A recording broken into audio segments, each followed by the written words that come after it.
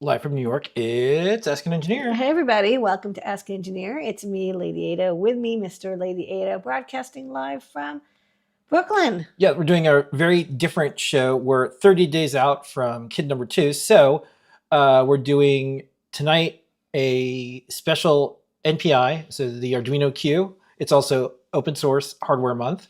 And we also have a celebration of all the guides and open source on learn.adafruit.com that we're going to go over. We'll do a new product video later on in the week. And then what you can't see behind the scenes in this wonderful matrix is we're getting ready to be able to do lots of like mini videos and lots of like short shows and just lots of content because ain't nobody else doing anything right now. So we may as well entertain you with some fun stuff.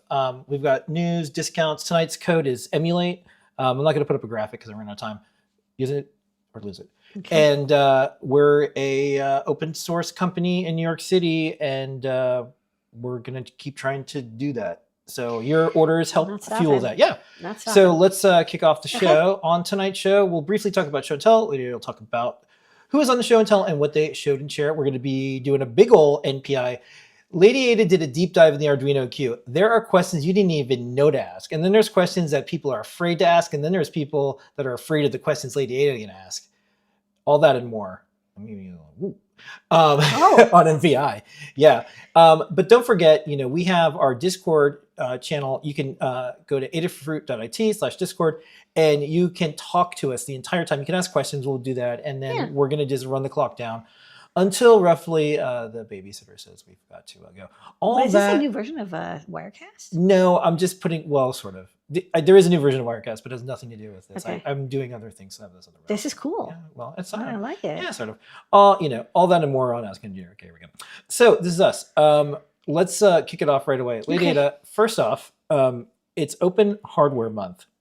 Yeah, that's right. October's Open Hardware Month. That's right. We do open source hardware. We're going to talk about some guides in a minute, but I want to go to the field. Hi, field. We're out in the wild internet. We're on the Arduino forums right now, everybody. So on the Arduino forums, person has a question. The question is, what will be open source for the UNO Q board? And Arduino team on the Arduino forums, these are Arduino employees, say the board schematics and PCB design files have been released under a Creative Commons share alike for a license. They are available for download from the links on the board's documentation page. And here it is here. Now, when you go to this, there is no PCB design files in there. Arduino posts Altium files, which are the design files for their open source stuff, but there's none in here. I emailed because someone said, hey, Phil, look over here. It looks like Arduino is up to something they used to do before they came whole again, where they would not put the files up. So if you look at the open source files for Arduino. There's the Gerber files. Yeah. But those are not editable. Yeah. And if you look, when they say there's something open source, they put the Altium files in. They do. There's a project that uses a Q, open source files. Everything's in there except for the editable file for the Arduino Q. So giving Arduino the benefit of the doubt. Hey, they just got acquired. Hey, it's been crazy. They're busy. Yeah. $750 million private jet, guys. Put up the files because everyone's going to be looking. So anyways, that's my little open source message, is because I got, what's the thing when you have to go and fight conscribe in an army or something? Not when I've been drafted in You've been this. drafted. I've been drafted in this Unfortunately, open source army. Yeah. So anyways, you've been tasked. so quested. so just by the way, if this is a dumb game, stop doing it. PCB design files, you say you do it. There's Altium files on all your open source stuff. Or CAD or every whatever. time. But for this one, ooh, I forgot it. Allegro. So anyways, I'm sure they just forgot it. So anyways, Open Hardware Month. So I wanted to get this out of the way because I don't want someone to email and say, you covered Arduino stuff, but how come you didn't mention that? I mentioned it. All right. What am I talking about? What's next? Let's do guides. Okay. And then we're going to do NPI. Yeah. Okay. So on a more, on a good note, we have a bunch of open source stuff. Yeah, I got a bunch of open source stuff. So let's go over to open source land and you want to drive while I post up some things? Yeah, sure. You want to do that? Yeah. Okay. I can do that. Put it there. So, Okay, perfect. Oh, and I like that I'm small. yeah, Okay, great. And you can scroll. This is a different mouse. So I don't even remember when the last time we did guides. So I'm just going to go from the earliest to, and then I think I'll stop when I think. Let So me look at this is glasses. so this emulator is what? Tell you what. What? Do guides for like 10 minutes. Okay. And then I'll be here, of course. Yeah. And then we'll hop over to NPI, which is the Arduino Q, by the way, which has a lot of exciting things. We just take care of that other thing and nothing to do with the NPI segment. Sure. Yeah. Okay. Right. First off, so we have a bunch of emulators for the Fruit Jam. That's our little mini computer board here. We even have some in stock right now, which has an RP2350, USB, Wi-Fi, USB hub, DVI, video output, I2S digital audio output. But especially that's having like video, audio, and USB means it's like great for running emulators and stuff. So what's cool is this is the Reload emulator that had support for RP2040. We had Jepla go in and update it to use HSTX, add I2S audio support. And it's apparently like, the nice thing is once you get, your emulator going on the Apple II, like seems like pretty much every game we tried works. So do check it out if you have the Fruit Jam. Use it is really easy. It runs ProDOS by default, and then you can load diskettes with from archive.org, like all of your favorite games are available. Some of these are like classics, Gauntlet. Like, cool. Look at this like dithering, man. Like they just love to, they only had like 16 colors and they're just like, we're going to use the heck out of these.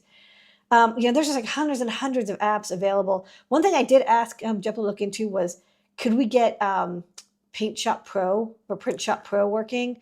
And he's like, it's not easy to emulate the printer, like to get it to actually print out stuff. And I was like, I tried. Because I thought that'd be really fun. But here's the thing, we're on our way for this. I think we were talking about this. So if we have an open source computer, which is the Fruit Jam, and you have an open source printer, which there is one out there, but if we were to do something a little bit different that could print out like banners or gift cards or whatever that most people did with Print Shop Pro, I think we can get enough behind it to have something. I mean, if people were doing this 40 years ago, surely we can figure out a way to do it, right?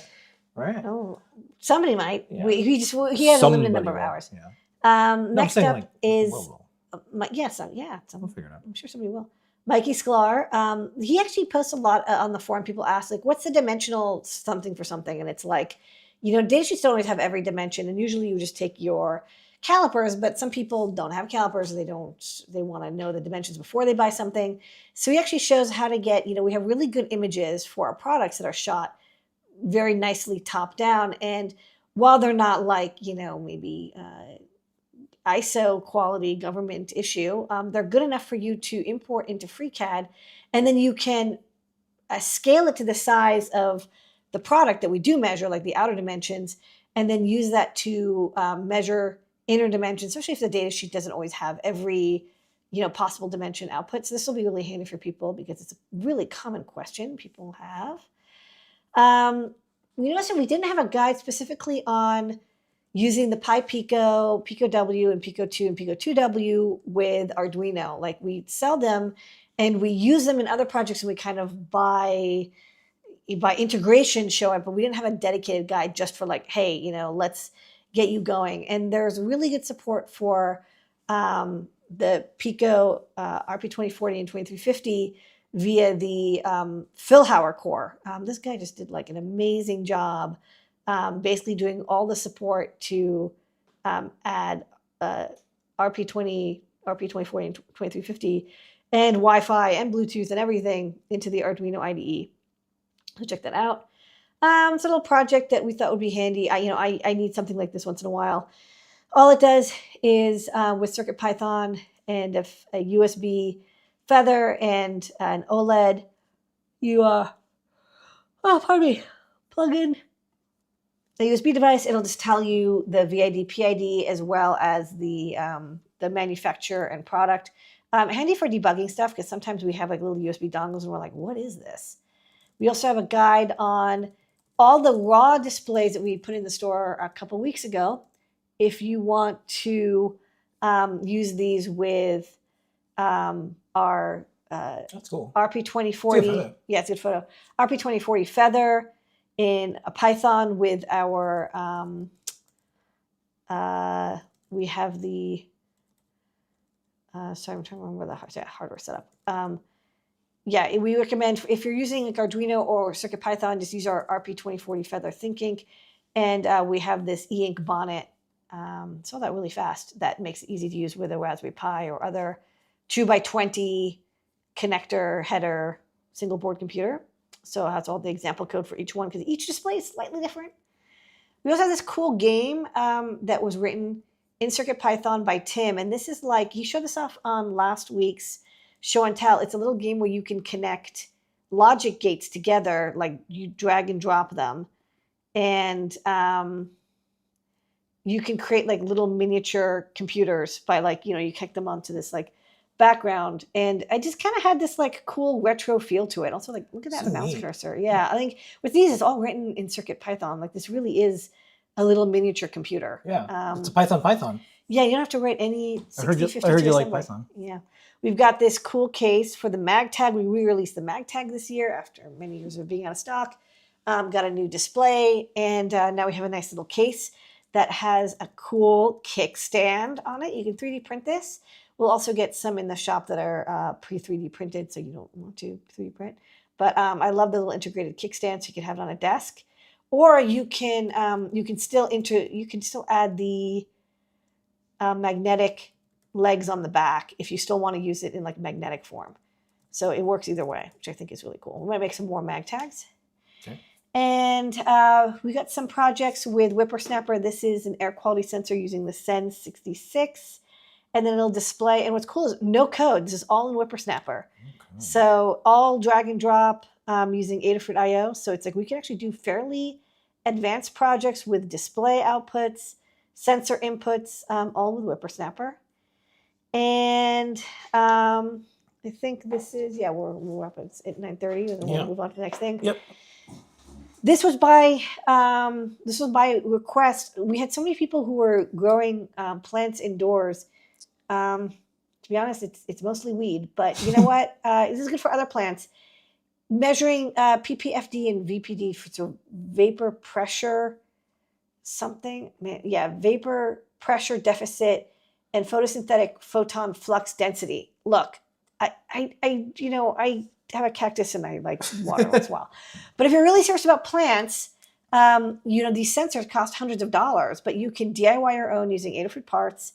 There's a 3D printed case. You hang it over the canopy and it will give you like really detailed information about the temperature of the water usage and the light availability for your plant. And you can like really tweak your plants to get the most basil, tomatoes, weed, and whatever it is that you're making with your plants. And then I think this is the last one, which is our basil tomato weed is like a soup you can order now.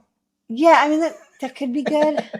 I think I saw it on the menu. That was like a Vice show, right? Yeah. This is I think we did talk about this. This is the Atari Video Music kind of simulator emulator. Yeah. Even has the cool retro wood. The wood grain paneling, looks great. The wood grain and a little knob. This is a nice artifact too. Like you could give this to someone, and they have a much better experience with their TV right now. It's like a video. If you turn on your TV, and you watch what's going on, and then you put this on instead, and you Yeah. ask yourself or others which one. They'll choose the.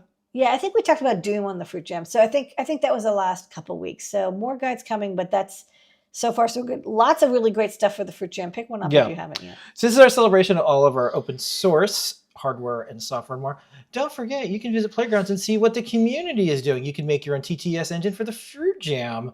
You can do all sorts of stuff. This is kind of neat because I like that they used a little robot to illustrate that. But it's cute because look, there's Fruit Jam, microcontroller, and you could use Spell Jam, and you could use a little text-to-speech model. Yeah. I think that's cool. It was neat. Yeah, and there's like a lot of projects people posted. Doom Hat. You've got a entertainment system. Fruit Jam remote control. You can do things with more no code examples. My favorite is speed dating. The speed dating thing is nice. The snake dating game for CircuitPython and Fruit Jam. Fruit Jam's great.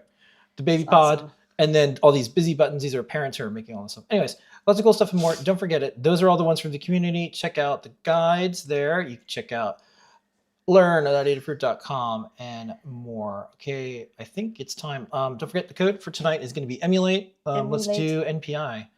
Just the word. Yeah, just the word emulate. Cool. Yeah, are you ready? We're going to do I on NPI. Here we go. I on NPI.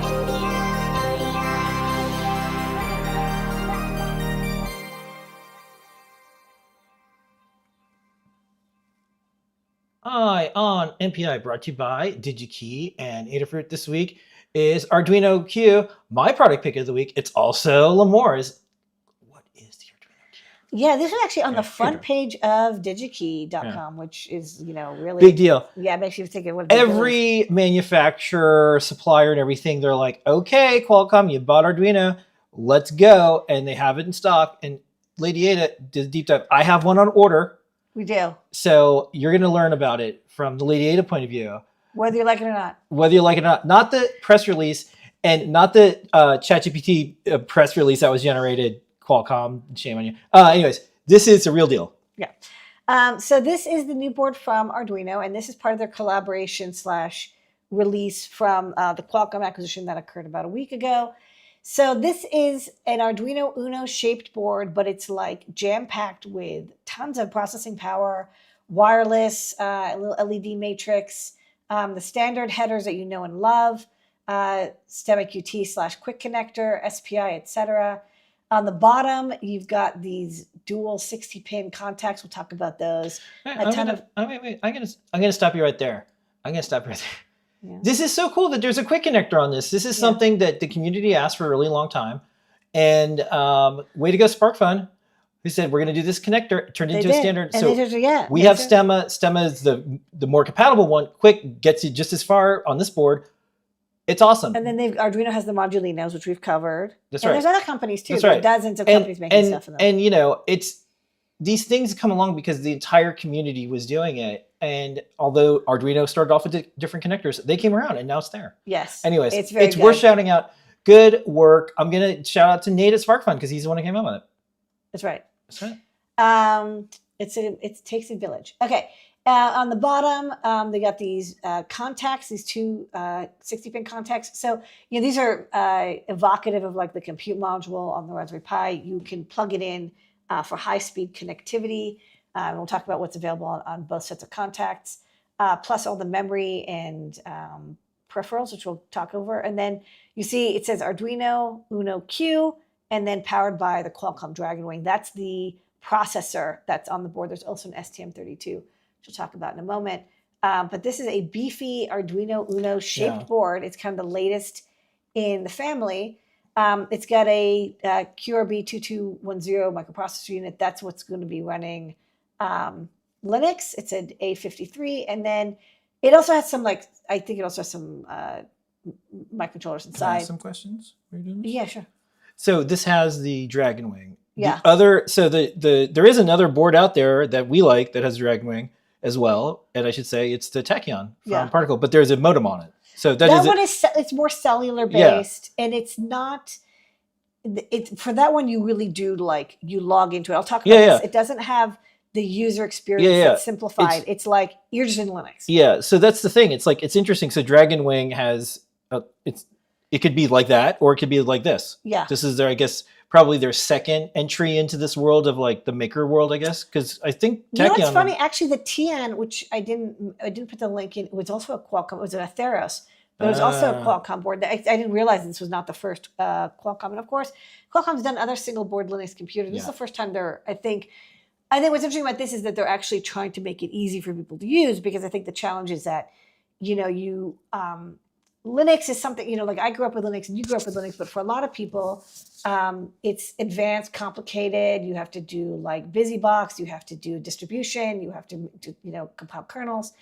So the idea it didn't work out. I mean, like for the desktop and for learning, like we have a lot of work to do. For everything else, it did. Now let's work on the next part, which is getting everyone up to it. And I think this will be one of the ways, or something like it. So what they did is they combined what, unlike most single board Linux computers, this one is combined. It has that Cortex A53 and it has an STM32 microcontroller unit that's connected. And I believe it's connected over UART/SPI. It's like you look at the block diagram, and messages are passed back and forth. And so one of the issues with Dragon Wing processors it can be challenging for people is oftentimes they're 1.8 volt logic. And you can use logic level shifters, but those can get oscillating and flaky, and they're difficult to use. And of course, it doesn't have analog digital input. It doesn't have a DAC output, and it's basically meant to be a Linux computer. It's not meant, and it would connect over low voltage, low power peripherals like a camera or a display. It's not meant for bit banging. So the STM32 is the chip on here that does the analog reads and PWM outputs and has timers, and you can connect it to a relay or a stepper motor, whereas the computing is done by the Dragon Wing QRB2210. They comes with two options, either 16 or 32 gig eMMC, so you don't need an SD card. You flash the image on there. It's got 2 or 4 gigabytes of SD RAM as well, so it's like you can actually run pretty serious Linux. It has onboard Wi-Fi or Bluetooth wireless that has a kernel driver, so you don't have to link your own SSL certificate chain into like you would with an espresso chip. It's ready to go. It's always up to date, and it can do Wi-Fi 5 or 2.4 gigahertz. There's USB-C, and you can do video output, which is really cool. But it has also all the headers that you expect to be able to connect existing shields. When you say video output, what do you mean? So the USB-C can actually act like you can plug it into the DisplayPort monitor. Oh. Yeah, if you wanted to. So I think that would be for desktop mode, I imagine. Or if you wanted to have it, there's a web API. I saw some examples of it has a web dashboard, and it would display it on the monitor. So that's how you would do. Yeah, because it has MIPI display, but that's like HDMI output. Yeah, it's neat that. I mean, could you run a Linux Arduino IDE on one chip and program the Arduino chip with the other? I think it does underneath. Right? I don't like that. No, I mean, you personally, could you? You can do whatever you want. I mean, it's Linux. You can log in, and then you can, you don't need. I'd be operating on myself. I like this integrated package idea first. Right. I mean, if you want to, you there's always stories about the doctor that does a spleen removal on their own. That's what I was thinking of. Yeah, but it's better to just use the app lab. Yeah. So last time we talked to them is they were doing the Nano R4 and we also had the R4 UNO as part of their series. And what's interesting about those is those are still microcontrollers that you program. And the UNO, which almost everyone grew up with, is a microcontroller, and what you do is you connect with the Arduino IDE and you upload code to it, and the code lives in the chip, and then you can do these simple programs, and it was made for beginners. And people still use the UNO. It's still a massively popular chip. It can still do a lot. There's thousands of libraries and example codes and tutorials online.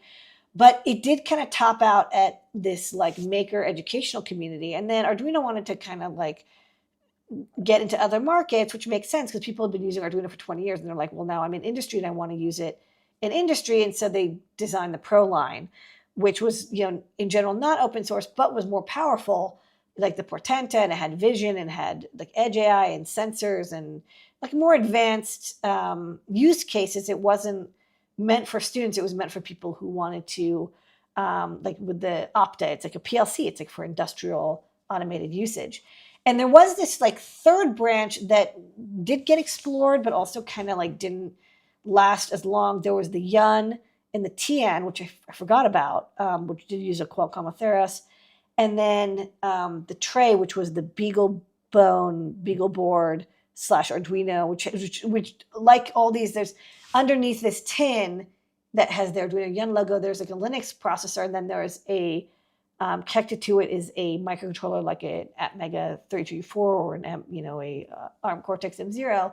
So it's like they definitely have kind of like tried this kind of thing They a dipped little their bit before. toes. Yeah, they dipped their Ain't toes their in. first rodeo. But these were discontinued. I think one of the issues is that Arduino, their strength was microcontrollers, and so when they got acquired by Qualcomm like came in and was like, well, we're experts at embedded Linux, low power, high, like we make these chips and we support them. Like this is what we do. And Qualcomm isn't good at education, making things easier, make or market, getting hundreds of thousands of developers to make tutorials and libraries and projects. And so, what's interesting is they say it's synergistic. Arduino is really good at the getting beginners started. That's like what they're famous for. Qualcomm is really famous for like very powerful chips. And so this is kind of like, their hybrid of that, where you have the Arduino core running on the STM32, and on the Qualcomm chip, you have mainline Debian Linux. So it's like standard Linux. I'm sure there's a way to get into a shell. You can pip install stuff. You can, run your standard Linux software if you want. You can run emulators. You can run, you don't have to run Python if you don't want. You can run like Go or Node or whatever. You can run a browser if you so wish. So the processor is a quad 2 gigahertz processor with, like I said, 2 or 4 gigs of RAM on board, 16 or 32 gig of flash. So yeah, it is basically a single board computer with a sub microcontroller as well. And you can see where all these components are in the back. But I think mostly the deal here is like, while you could log in and access these chips directly, and you can buy this chip, ironically, it's like buying the chip itself is about half the cost of the board. So if you're interested in playing with this chip, you might as well just get this board and integrate it because it's ready to go. But you still get the friendly Arduino headers that let you plug in shields. So the top set of headers are the STM32, the J digital and J analog and J SPI. So those are connected to the STM32. So that was what gives you, again, analog, digital, SPI, I2C, 3.3 volt logic, and I think it's 5 volt logic safe, except in analog mode, I think I read. So, you're connecting to sensors and I2C and OLEDs and TFT displays, whatever. Use that. And then the bottom is where you get the contacts for the high speed. And what I thought was neat was on the bottom. Sorry, this is the top. On the bottom, J Media and J MISC, those are 1.8 volt signals. So they're not expecting you to connect them like with a jumper connector. But if you want MIPI DSI, camera connector, other high speed, I think, SDMMC. So if you want to add a SDMMC card, 1.8 volt GPIO, I2C or SPI or I2S that goes directly into the Linux core, UART, etc. That's where you would get them on the bottom connectors. Right now, there isn't a subboard that this would plug into, but I'm sure Arduino is working on one that will, give you Ethernet and CAN bus and all that good stuff. And here's the block diagram. Of course, check out the data sheet. You can zoom in to see it. Again, I think the chips communicate over UART SPI, but it's a little bit unclear. I couldn't quite, it's like without knowing the underlying software. But they do communicate underneath, and so you can read signals from Linux through the STM32 without having to do the by hand communication. Like you don't have to set up your own channel. It's like using their bridge software that they've developed from the YUN and the TN and the tray. And the way you program it is not through the IDE. So, like I said, you're used to the IDE, you load it up, you type in code, you compile it, and you upload a firmware binary. That's not how it works anymore. Instead, AppLab, which you need a queue to run, and I don't have one, so I ran the software, but it didn't do anything. But you can see example, like, some of the example code and projects that have been posted. You can kind of get a sense of it. You can write code, and the Python code runs on the Linux system. So there's already, you can burn an image into the eMMC on the Qualcomm, and it'll boot up Linux, very quickly. And then you can basically run Python 3 code directly on it. And then you can also run Arduino sketches that are compiled using the Zephyr core on the chip.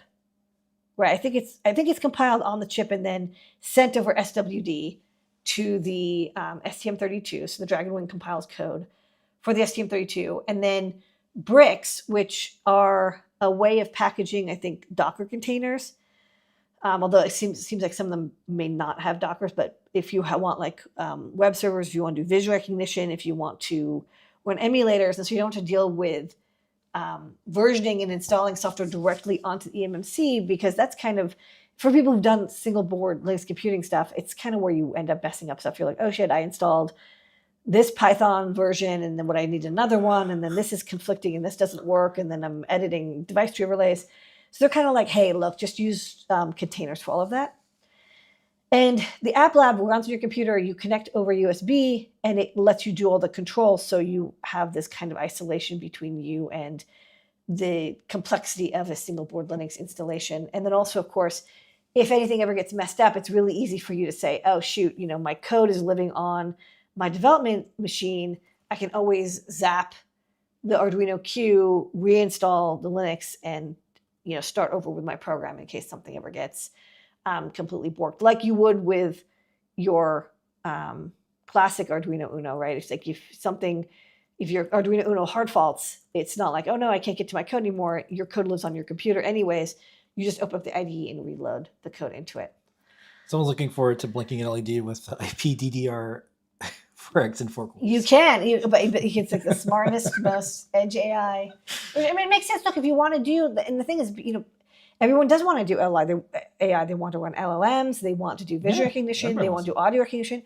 You can't do that on a Cortex M7, even an M7. You really do need to have a very powerful processor. And so that's how you do it. This is how you do it, right? So that's what it looks like. I think the bricks are interesting because I was asking you about these. I'm like, are these Python libraries? It's like, well, they're Python libraries wrapped in, I think, Docker packages, containers. And I think it's smart because, again, it's like when I see people using stuff like a Raspberry Pi, a common issue is like, oh no, you installed the wrong version of TensorFlow and you're never going to undo it. You should just start over.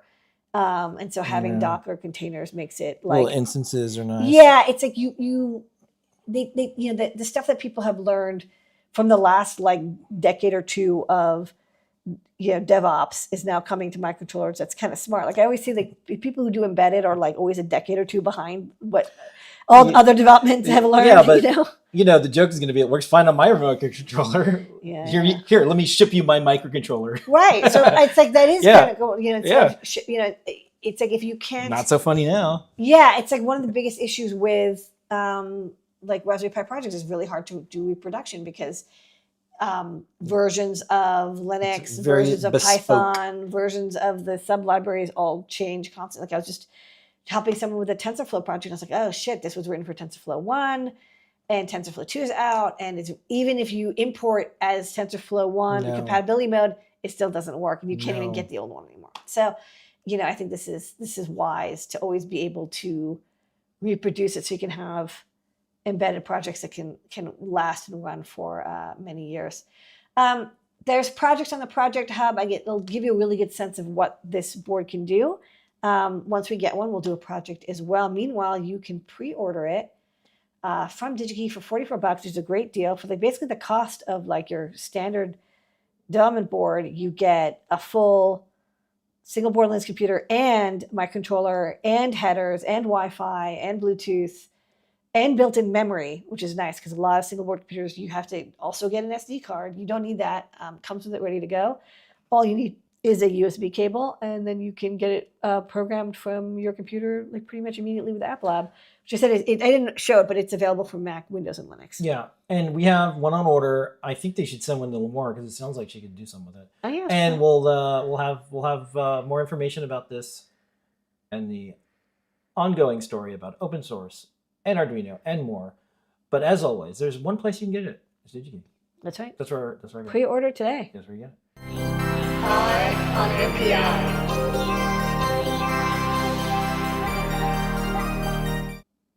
Okay. Good timing. All right, we're outie. We'll see everybody next week. This has been Native for Production. We're gonna go snack and then sleep and then rinse and repeat. I gotta go this baby. Yeah. There is so much milkshakes. I have a milkshake in the morning. I'm so ready to get rid of this placenta. It's like, they really suck. This is your outside voice. Yeah. I know. I too are looking forward to you ridding yourself of this placenta. The baby I love is the placenta that's the issue. All right. This has been Too Much Information edition of the Housing Engineer. We'll see everybody later. Bye. I gotta get out of here. I'm tired. Bye. Also, I went to the doctor to get those vaccines because you have to get a vaccine before like kicking. I also got my tie back. And my arm hurts. Bye. Moment of Zener. Good night, everybody.